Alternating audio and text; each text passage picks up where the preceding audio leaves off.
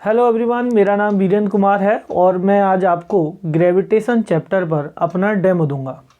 तो इससे मैं पहले बता दूं कि जो चैप्टर के कई पार्ट्स हैं उसमें मैं आपको जो डेमो दूंगा वो दूंगा यूनिवर्सल लॉ ऑफ ग्रेविटेशन पर। किस पर दूंगा? यूनिवर्सल लॉ ऑफ ग्रेविटेशन पर। जैसा कि जानते हैं हम सब, न्यूटन्स पेड़ के नीचे बैठे थे, उनके ऊपर एक एप्पल आके गिरा तो उनके अंदर एक सोच आई कि भाई साहब जो एप्पल जो ऊपर से आके नीचे गिरा तो ऊपर से नीचे ही क्यों गिरा, वो ऊपर आसमान में क्यों नहीं उड़ गया। तो उनको ये समझ में आया कि जब भी एप्पल नीचे गिरा इसका मतलब कोई ना कोई फोर्स है जो उसे नीचे खींच के लाया था, और ये जो फोर्स है जो डिफाइन होगा किसके अंदर? यूनिवर्सल लॉ ऑफ ग्रेविटेशन के अंदर होगा। तो मैं आपको बता दूं कि universal law of gravitation, universal law of gravitation, universal law of gravitation, जैसे जैसे नाम से पता लग रहा है कि इट्स अ यूनिवर्सल लॉ।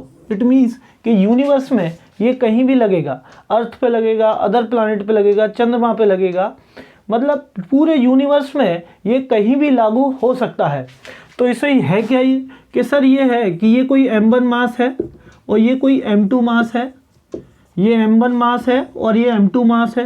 अगर इनके बीच में सेंटर से सेंटर दूरी जो है r है, the distance between the centre to centre of this masses is r, then ये ऐसा पाया गया कि दोनों के बीच में एक अट्रैक्टिव फोर्स लगता है, दोनों के बीच में एक अट्रैक्टिव फोर्स लगता है जिसको मैं Fg से डिनोट करता हूँ। और ऐसा भी पाया गया कि जो Fg है वो proportional to m1 and m2, कि जितने बड़े मास होंगे उतना ही ज़्यादा अट्रैक्टिव फोर्स लगेगा between these two masses, and हम कह सकते हैं। और दूसरा जो पाया गया तो Fg is inversely proportional to 1/r², और जो r है, r is the distance between the two masses, और ये दूरी जो है वो सेंटर से सेंटर होगी। तो Fg is proportional to m1 m2 upon r²। अब इस प्रोपोर्शनलिटी को उठाने के लिए कांस्टेंट लगाया गया जिसको मैं बोला universal gravitational constant, universal gravitational constant. तो Fg इक्वल टू आया g m1 m2 upon r², g m1 m2 upon r², जहां पर g जो है, g क्या है? यूनिवर्सल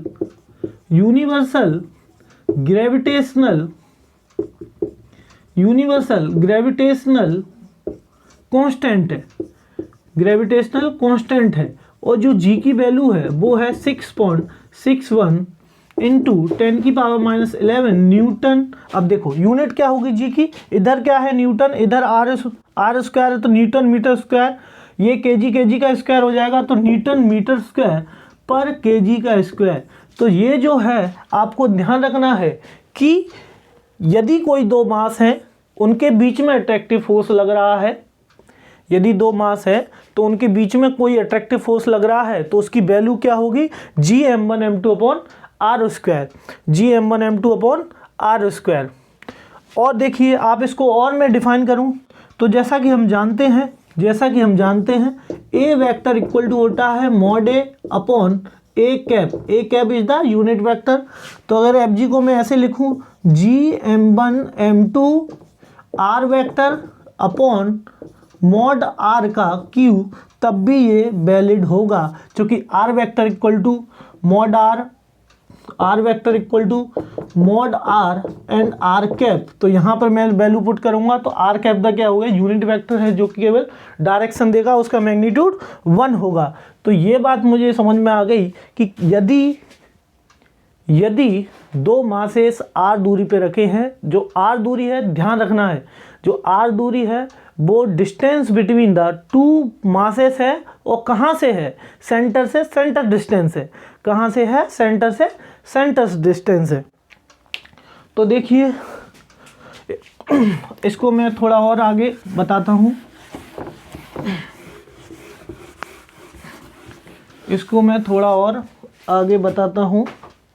जैसा कि मैंने बताया कि जो Fg फोर्स है वो होगा g m1 m2 upon r², g m1 m2 upon r²। ठीक है, अब इस Fg फोर्स के बारे में बताता हूँ कि ये पहली बात, ये जो Fg फोर्स है अट्रैक्टिव नेचर का होगा। जैसा कि हम चार्जेस में पढ़ते हैं कि पॉजिटिव चार्ज एक दूसरे को रिपेल करते हैं, पॉजिटिव नेगेटिव चार्ज एक दूसरे को अट्रैक्ट करते हैं, लेकिन यहाँ पर ये जो फोर्स है देखो एक दूसरे को अट्रैक्ट करते हैं, ये हमेशा जो फोर्स होंगे वो अट्रैक्टिव नेचर के ही होंगे। तो द फोर्स Fg जो है, Fg क्या है, always attractive in nature, attractive in nature means एक दूसरे को अटैक करेंगे। दूसरी बात जो है आपको ध्यान रखनी है कि मैंने आपसे बोला था कि जो R है वो कहाँ से दूरी है, सेंटर से है, ये इसके सेंटर से है। It means it's central forces वो फोर्सेस होते हैं जो किसी बॉडी के सेंटर पे लगते हैं। सेंट्रल फोर्सेस वो फोर्सेस होते हैं जो किसी बॉडी के सेंटर पे लगते हैं। इट मीन्स ये m1 मास है तो यहाँ से नापा जाएगा, m2 मास है तो यहाँ से नापा जाएगा और इस पॉइंट पे ही लगेंगे, सेंटर पे लगेंगे। तो मीन्स Fg की प्रॉपर्टी और क्या है, it is the central force है। ये कैसा फोर्स है, सेंट्रल फोर्स है। तीसरा पॉइंट आपको ध्यान रखना है कि ये जो सेंट्रल फोर्स है वो किसके लिए वैलिड है, Fg इज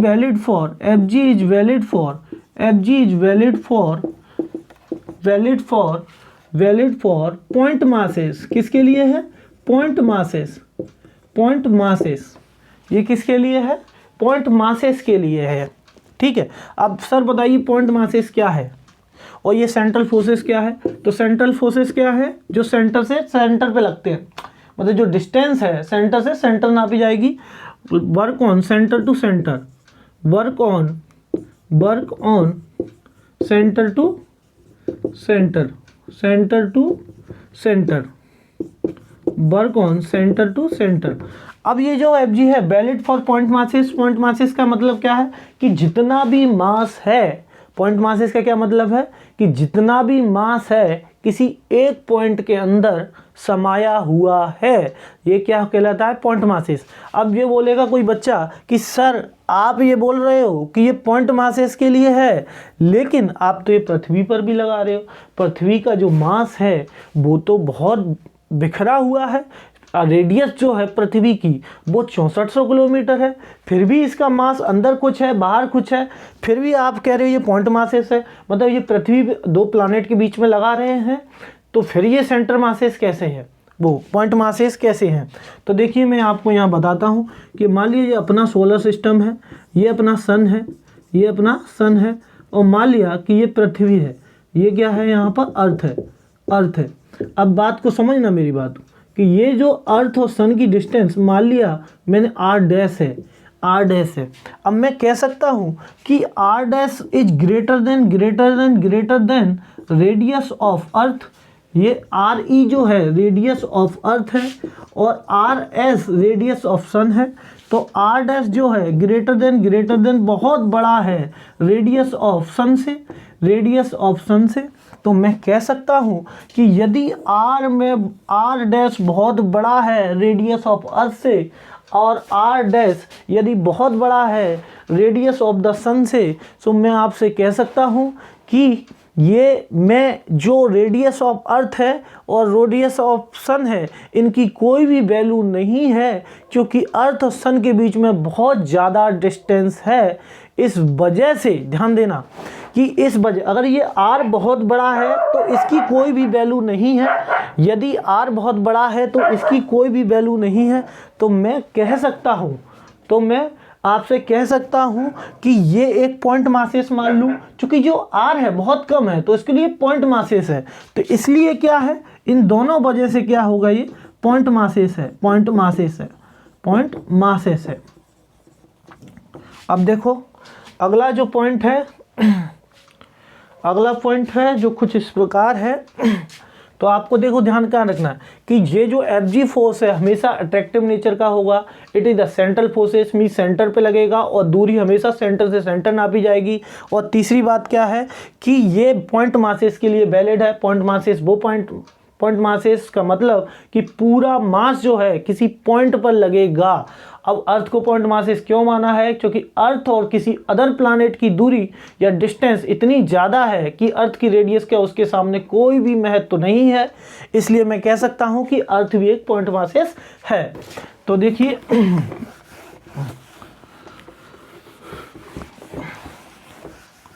अगला जो पॉइंट है कुछ इस प्रकार है, पॉइंट नंबर 4।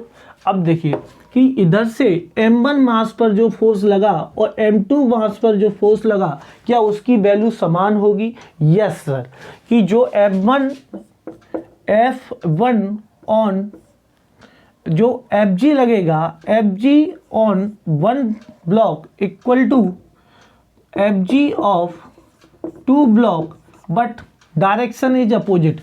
और ये जो फोर्स है एक्शन रिएक्शन पेयर है, क्या है? Action reaction pair. Newton's third law क्या कहता है कि there is action and there is equal and opposite reaction. तो इट मीन्स कि ये जो है क्या एक्शन रिएक्शन पेयर है? यस, एक्शन रिएक्शन पेयर है। यस, यदि ये एक्शन रिएक्शन पेयर है, इट मीन्स उसकी कंडीशन क्या थी? पहली कंडीशन थी the magnitude of the both forces should be same, पहली कंडीशन। दूसरी कंडीशन क्या थी कि direction is just opposite. Yes, direction opposite होनी चाहिए, मैग्नीट्यूड समान होनी चाहिए और नेचर भी समान होना चाहिए। नेचर मीन्स कि ये भी ग्रेविटेशनल फोर्स है तो ये भी ग्रेविटेशनल फोर्स होना चाहिए। यहाँ पे ऐसा कोई नहीं है कि दूसरा कोई फोर्स लग जाए ग्रेविटेशन के बराबर काउंटर करने के लिए, उसे मैं एक्शन रिएक्शन पेयर मानूं, ऐसा नहीं है। तो एक्शन रिएक्शन पेयर है, ये क्या है? एक्शन रिएक्शन पेयर है। जो Fg है, Fg जो है क्या है कि एक्शन रिएक्शन पेयर है। एक्शन रिएक्शन पेयर है, क्या है? एक्शन रिएक्शन पेयर है। एक्शन रिएक्शन पेयर है। Fg क्या है? एक्शन रिएक्शन पेयर है। मैं आपको दोबारा बता दूं कि यदि Fg एक्शन रिएक्शन पेयर है तो Fg on one block is equal to minus Fg of 2 block. और ध्यान रखना है कि पहली कंडीशन इसके लिए क्या है कि पहली कंडीशन यह है कि मैग्नीट्यूड जो है इक्वल होना चाहिए। तो Fg ऑन 1 का मैग्नीट्यूड इक्वल टू होगा Fg ऑन 2 का मैग्नीट्यूड, ठीक।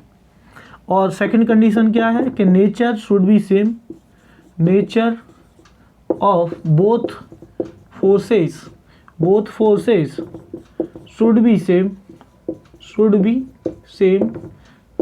सेम। अगली कंडीशन क्या है? तीसरी कंडीशन क्या है कि एक की डायरेक्शन इधर हो तो एक की डायरेक्शन इधर हो।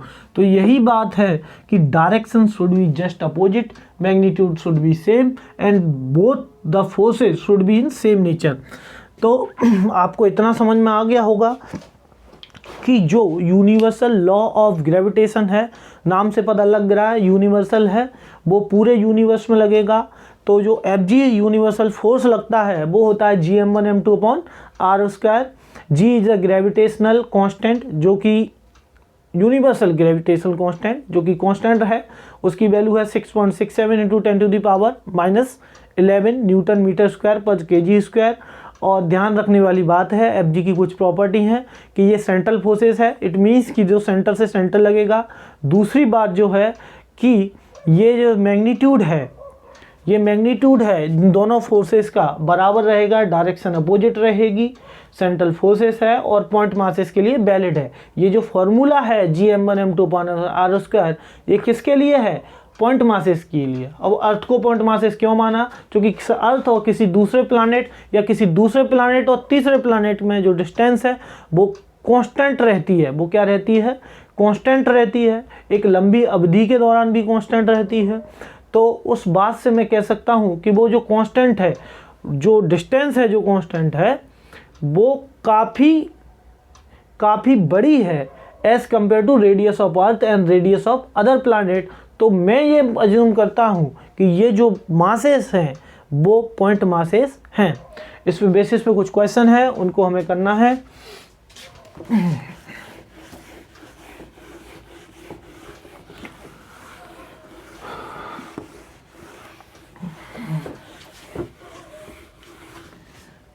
देखिए type of question, type of question. There is a few type of question in this law. देखिए, जिसको वेक्टर आएगा वो यहाँ भी क्वेश्चन कर लेगा। देखो, पहला टाइप का क्वेश्चन क्या है कि मान लिया ये m1 1 kg है और ये m2 जो है ये भी 1 kg है। अगर रेडियस इन दोनों के बीच में 1 मीटर है तो मुझे जो अट्रैक्टिव फोर्स है Fg उसको मुझे बताना है कि Fg कितना होगा। तो Fg की वैल्यू सिंपली देखो, इसमें क्वेश्चन